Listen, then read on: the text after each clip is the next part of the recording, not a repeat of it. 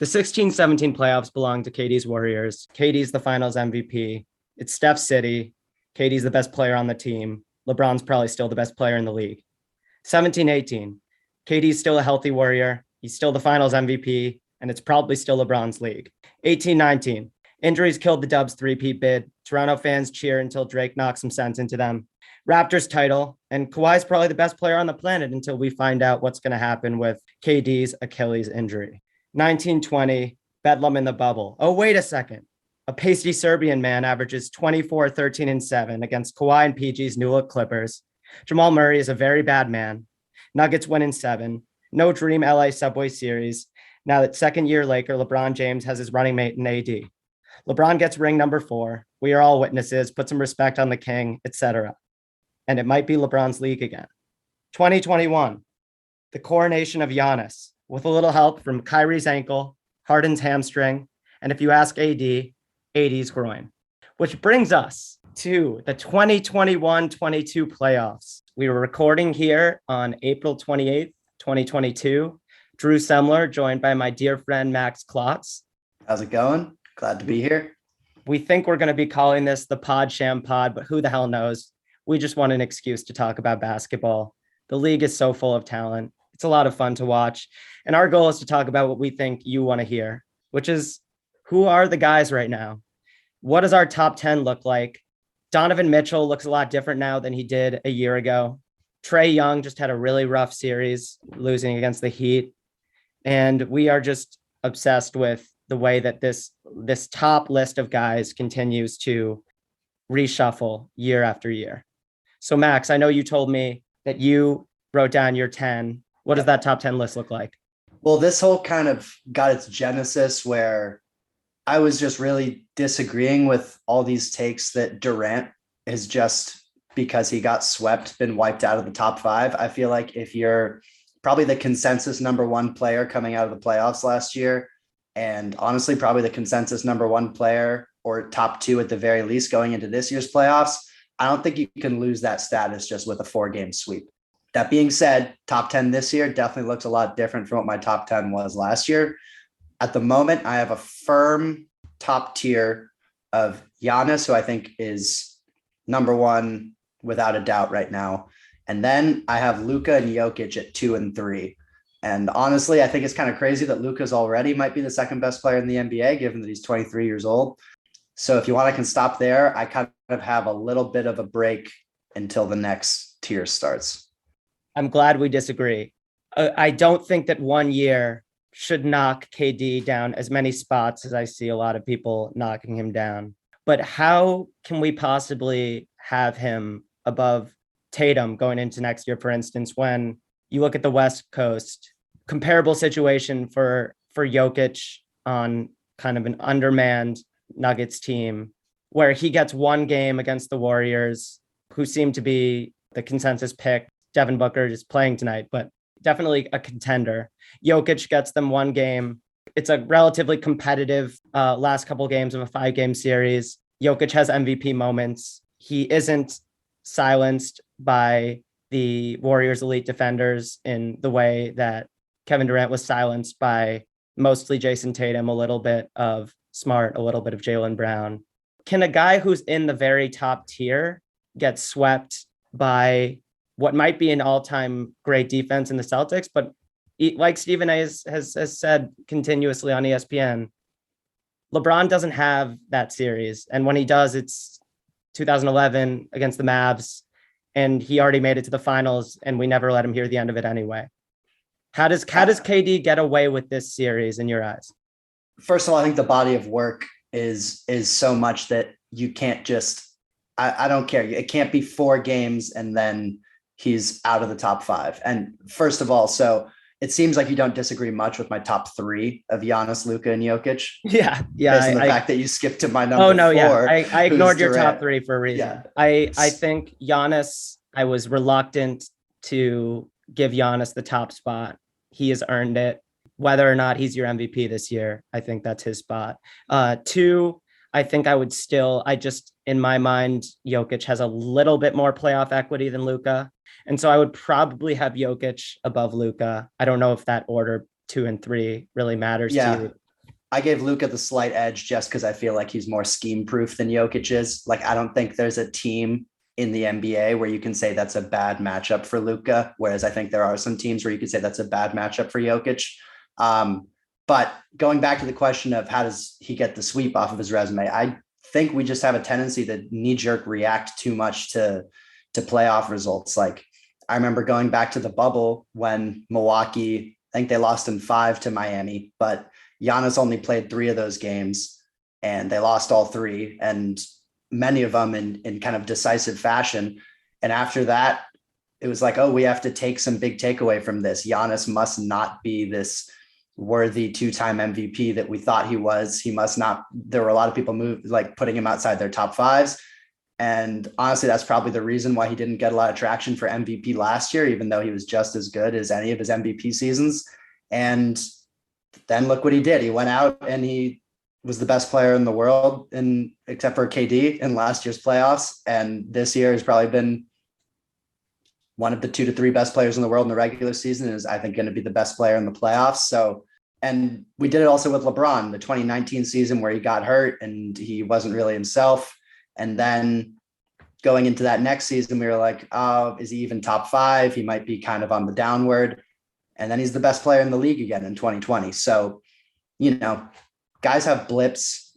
Durant, I think that Celtics team, compared to how you said Jokic wasn't really slowed down by the Warriors.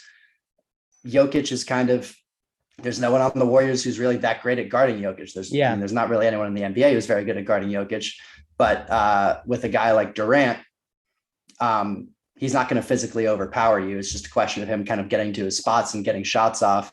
And Boston just had 5 guys on the court at a time they could throw at him, and probably 8 on the whole roster that they could throw at him to make him uncomfortable.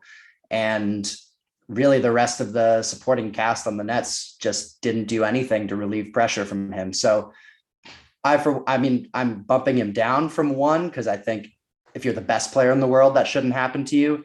But at the same time, I'm going to need to see more from Tatum before I start sliding him over Durant and some of these other guys, as well as if I continue to go down this list.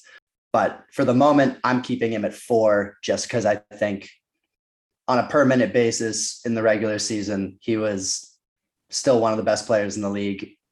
And it's just going to take more than 4 games to knock him out of that upper crust for me. He was so filthy this regular season that he played around 50 games and guys were still trying to talk themselves into a first team all NBA appearance for him. I couldn't do it, but yeah, when Durant was healthy this year, put him up against anyone in the league.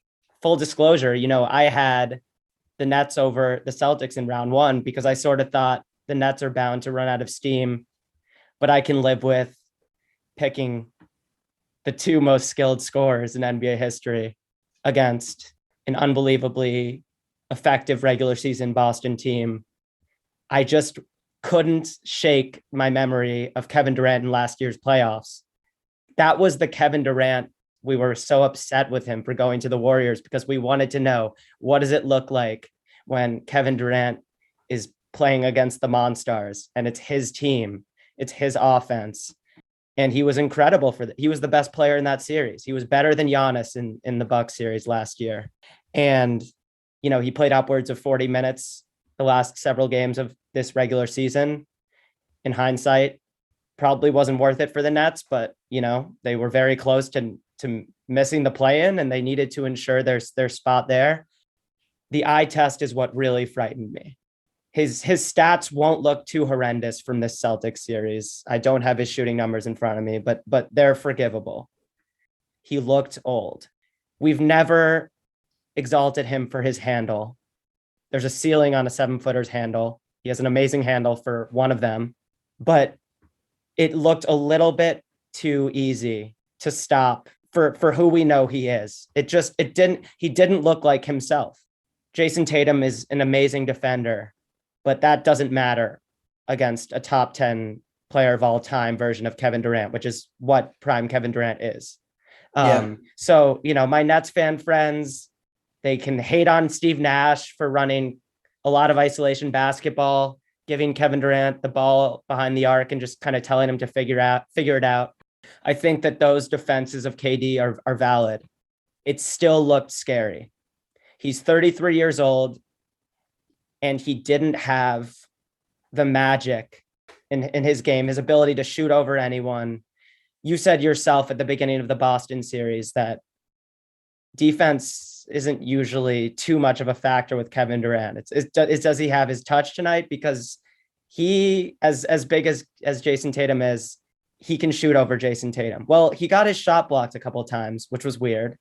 He wasn't even able to kind of get the 38 and 4 that I expected him to get, even if his team was going to lose this series. There's something to be said for the counting stats that he wasn't able to accrue. I'm worried because he's 33. I think, maybe the wear and tear and the post Achilles hangover is upon him. Credit to the Celtics. Incredible scheme. Yeah, I mean, I just think with these all-time great players, I'm going to need more than 4 games to knock you down from the perch where you've been for like a decade plus. I'm going to need really, and I'm always going to want to be too late rather than too early in moving these guys down my list.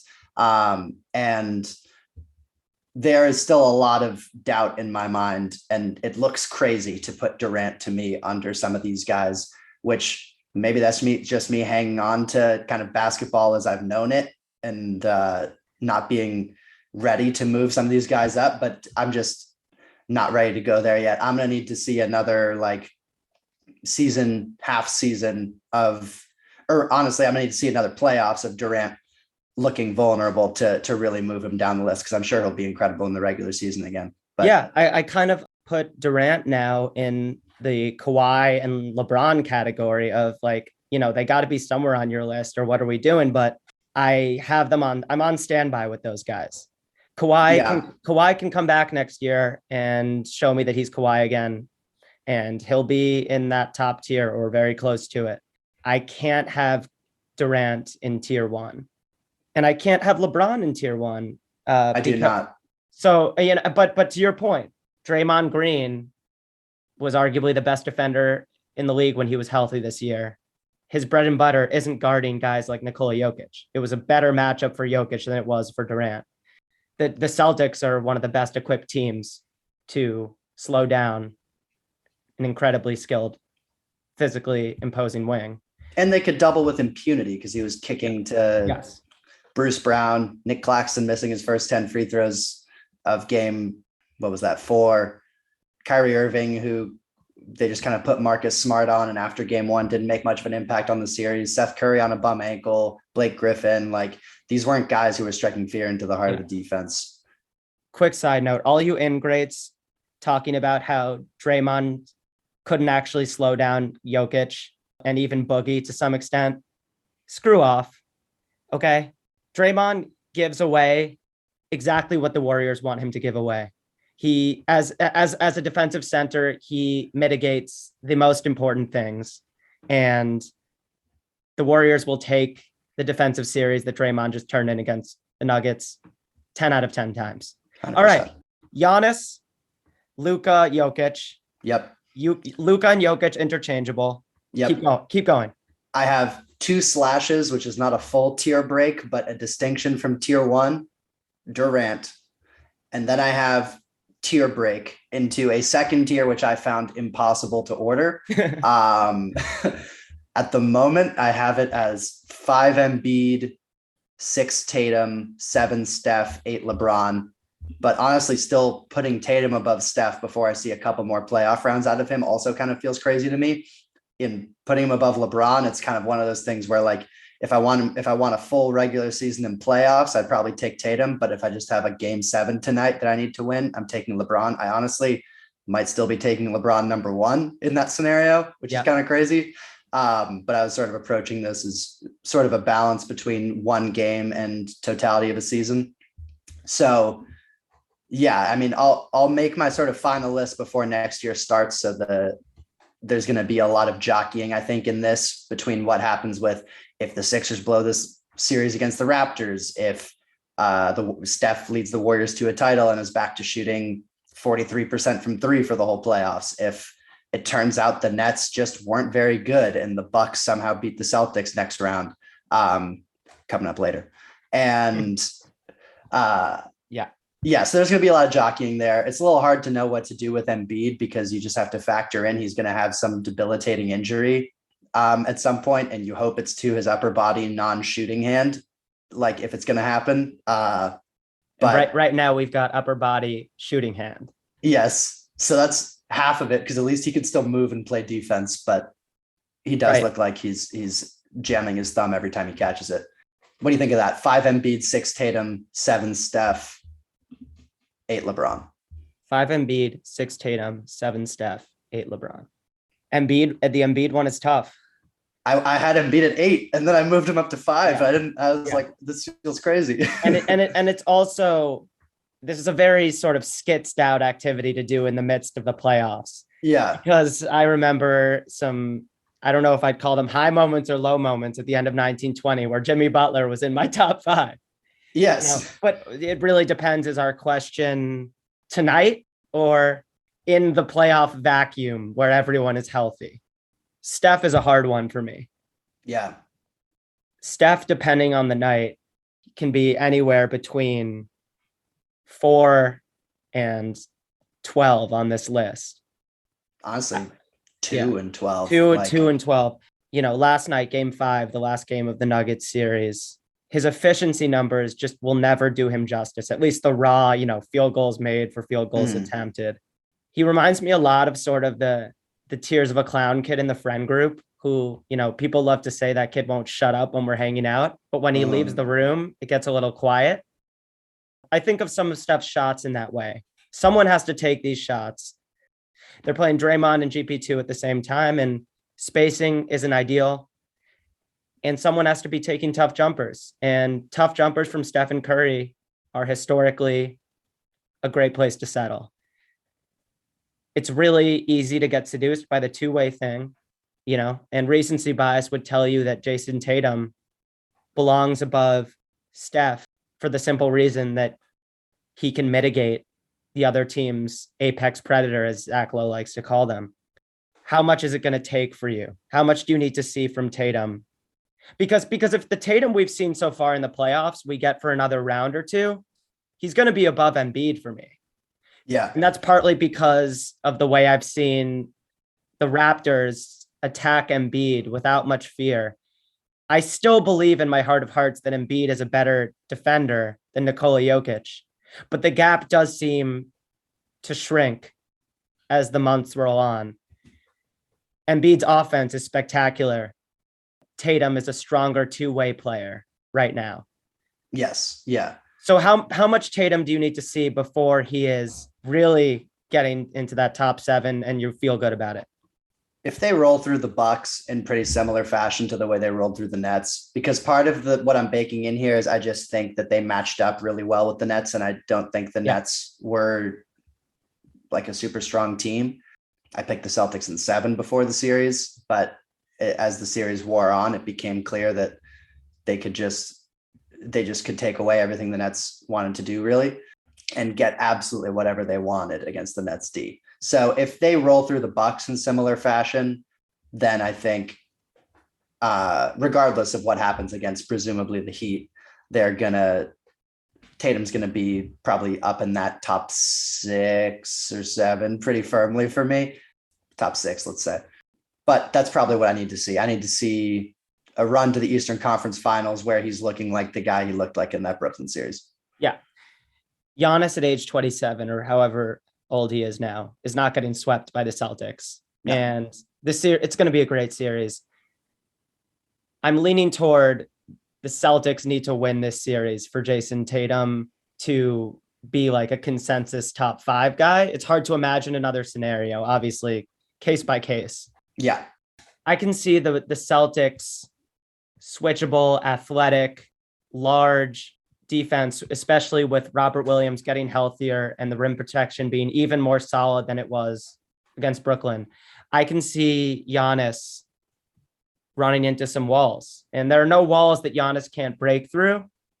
I do wonder if there are moments here where Giannis has to just start settling for that fadeaway 12-footer that sometimes works for him and sometimes doesn't, but is certainly never the shot you want him leaning on.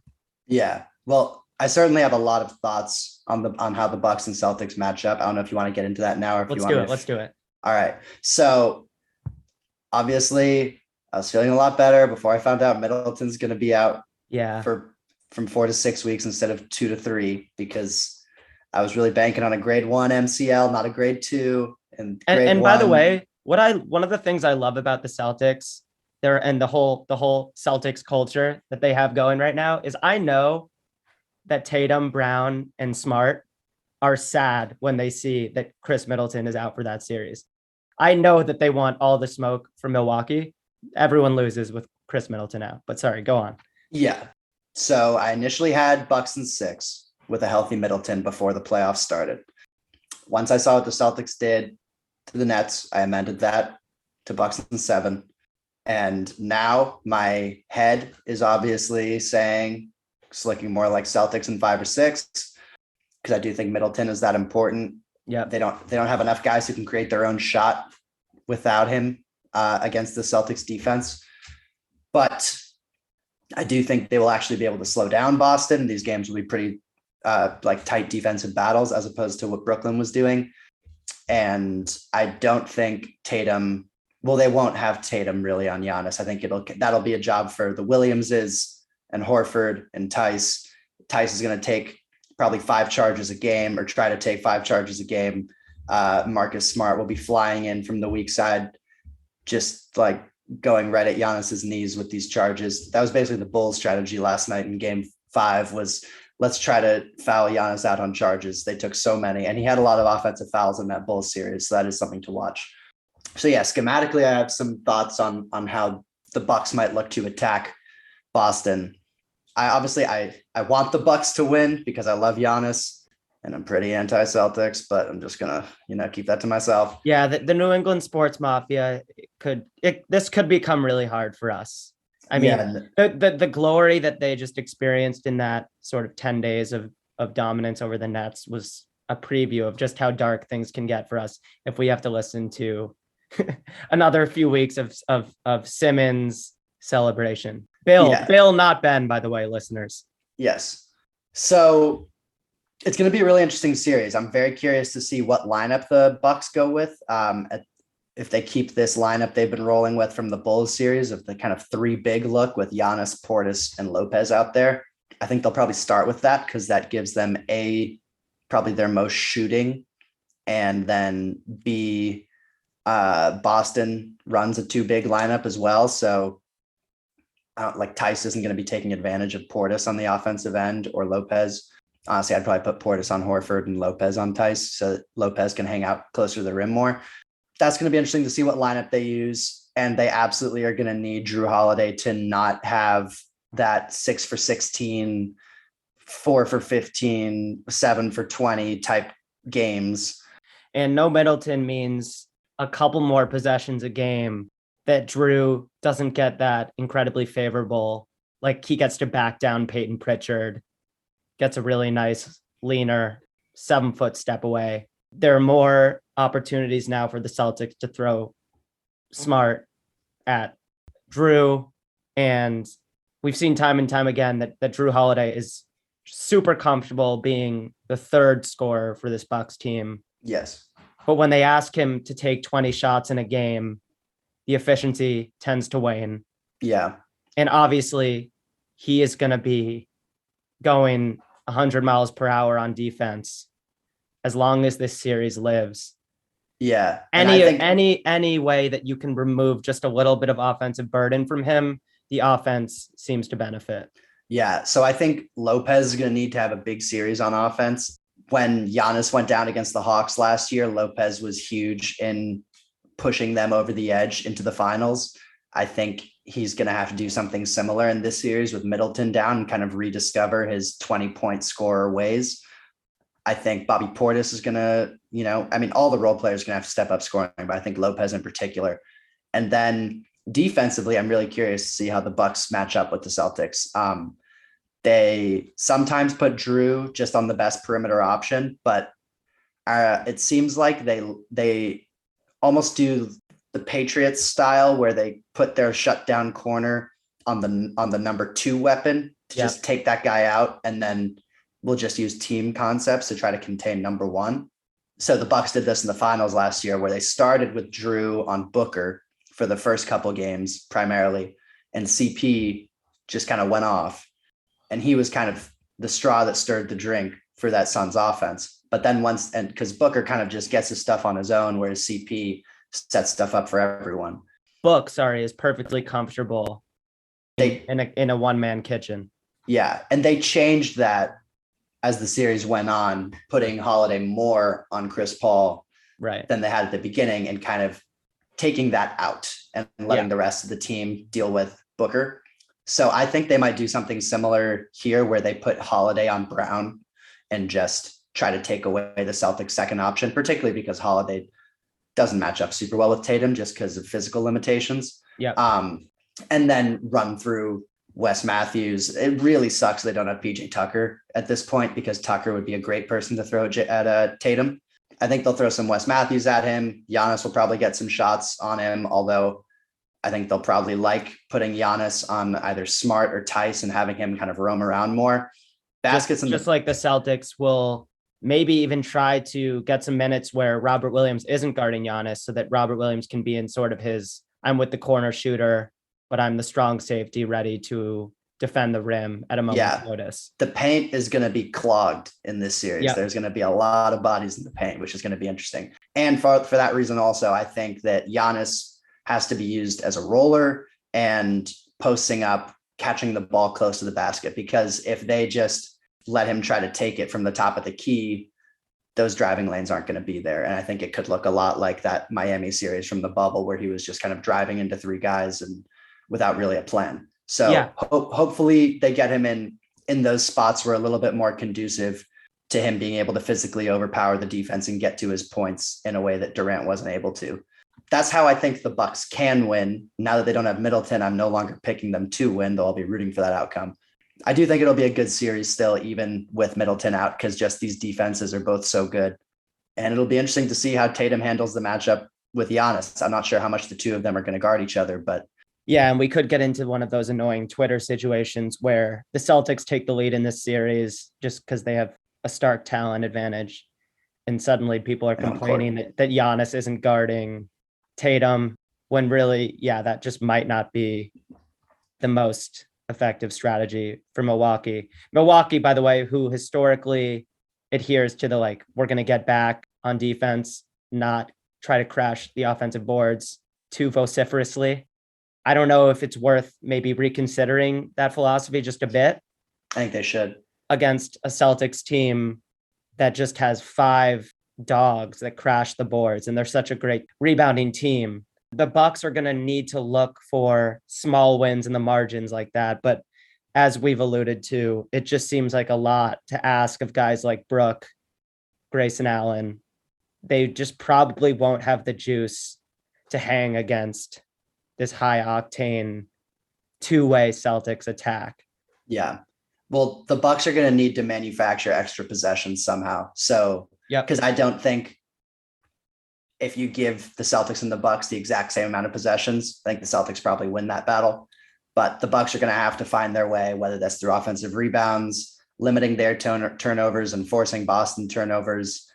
They're just going to have to will themselves to a few extra possessions a game which they can capitalize on. Because I don't think in an even possession battle, and certainly not in a game where they're losing the possession battle, I don't trust the efficiency of their offense to down the Celtics. But if they can stop the Celtics in the half court, get out and run, they're deadly in transition, they might have a shot there.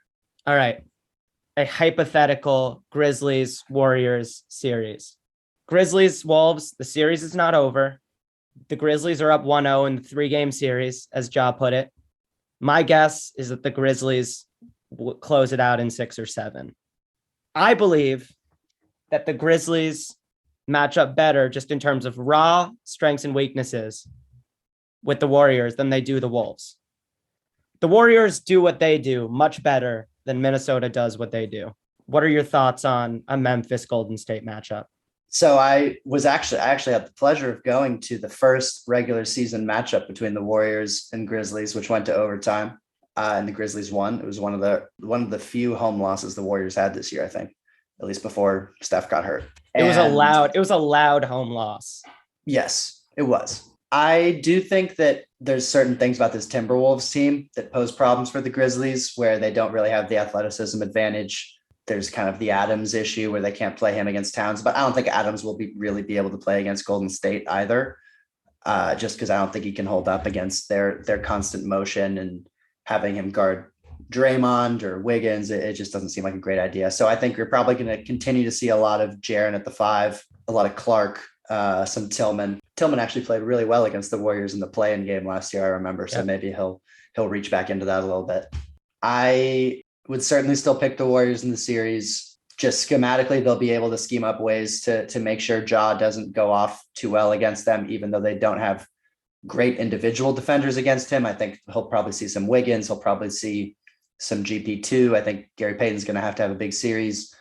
He might see some Clay, although I think post Achilles Clay doesn't stand as great a chance of staying in front of him as he did before. And then they'll just help a lot. And aside from Bane, the Grizzlies outside shooters haven't really been that great this year. But I do think it's possible they have the ability to take advantage of the Warriors' turnovers because they're great in transition. They will have an athletic advantage against the Warriors, which they don't have against the Timberwolves right now. So there might be some games where they just kind of impose their physical will on the Warriors. But I think the youth and an experience overall will probably be the bigger factors in not being able to slow down the Warriors' kind of fast chaos. I think the Grizzlies in this Timberwolves series at times have kind of devolved into chaos a little bit, probably aided by the Timberwolves. And the Warriors' whole basically success over this run has been creating chaos and then leveraging that for their success, where everyone's scrambling around and then suddenly Clay's wide open for a 3-pointer. And that seems to happen 5 times a game. So I see your point. They match up probably better with the Warriors on paper than with the Timberwolves, or the Warriors aren't as well equipped to take away some of their strengths as the Timberwolves are. But having said that, I still think Steph will be the best player in the series, and I don't think the Grizzlies will really be able to slow them down a ton.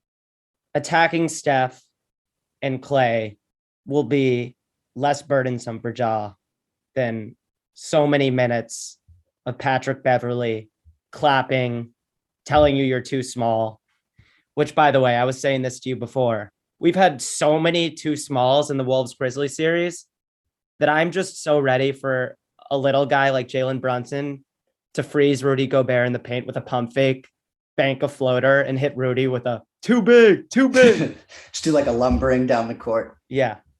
The Warriors are better than the Wolves at most things. I don't think that they will be as good as the Wolves at fouling out Jaren Jackson. I think you were sort of getting at this. Jaren Jackson actually fouled a lot less in the regular season when he got to play the 4 alongside Steven Adams. But I agree with you that Steven Adams is not going to be necessarily the solution for the Grizzlies in this series. I just think that where Anthony Edwards can just relentlessly attack the paint and force Jaren into awkward contests. Obviously, the Warriors attack the rim effectively. They're a little bit less athletic. To your point, this isn't the Clay who could guard everyone on the Cavs except LeBron. He isn't quite that guy, but he did a really effective job on Will Barton, who had a super regular season for the Nuggets. Will Barton fanboy here. I can see the Grizzlies doing a lot of the things that they rode in the regular season. I still picked the Warriors in 7 before the playoffs. I picked Warriors in 7 over the Grizzlies. Just because it's the playoffs doesn't mean the Grizzlies can't feast in transition, maximize their athleticism advantage that they have over the Warriors, make Clay and Steph look a little bit old on defense, tire Draymond with fierce rim attacks from Bane and Dylan Brooks. Even if the Warriors hold on, as we expect they do, and win this series, this hypothetical series, respect to Minnesota, it's going to be absolutely exhausting for the 30-something-year-old dynasty. Yeah, I just think after seeing Draymond hold up against Jokic relatively well.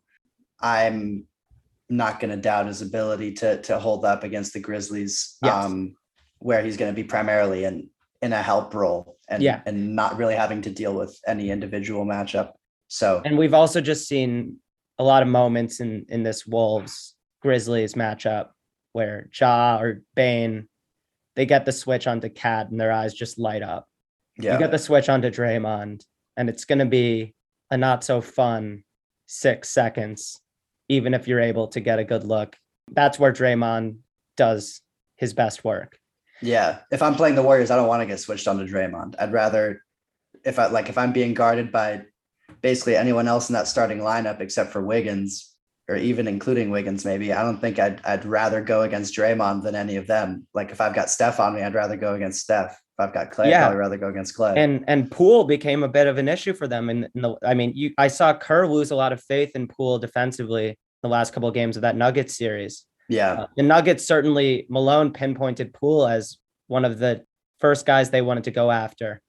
I think they're probably going to end up bringing Poole off the bench as kind of a hopefully a Manu style 6-man and keeping Looney in that starting lineup. Because I just think even when they had the death lineup, like the original one, they didn't start it until game 5 of the finals, game 6 of the finals. That's something that they liked having as kind of an ace in the hole, something up their sleeve that they could turn to when they needed it. And maybe when it was going against a favorable lineup. For some reason, it doesn't quite have the same like sparkle and magic when it starts the game. So I think I'd like to see them, not I'd like to see them, but I expect them to start Looney, probably bring Poole off the bench because I think it's good to have Wiggins in there. Dylan Brooks is going to say some really mean things to Andrew Wiggins in this series. He's going to hurt Andrew Wiggins' feelings. I think I'm giving that theoretical conversation way too much weight in my mind. You wouldn't start on Team Canada over me. Yeah, exactly.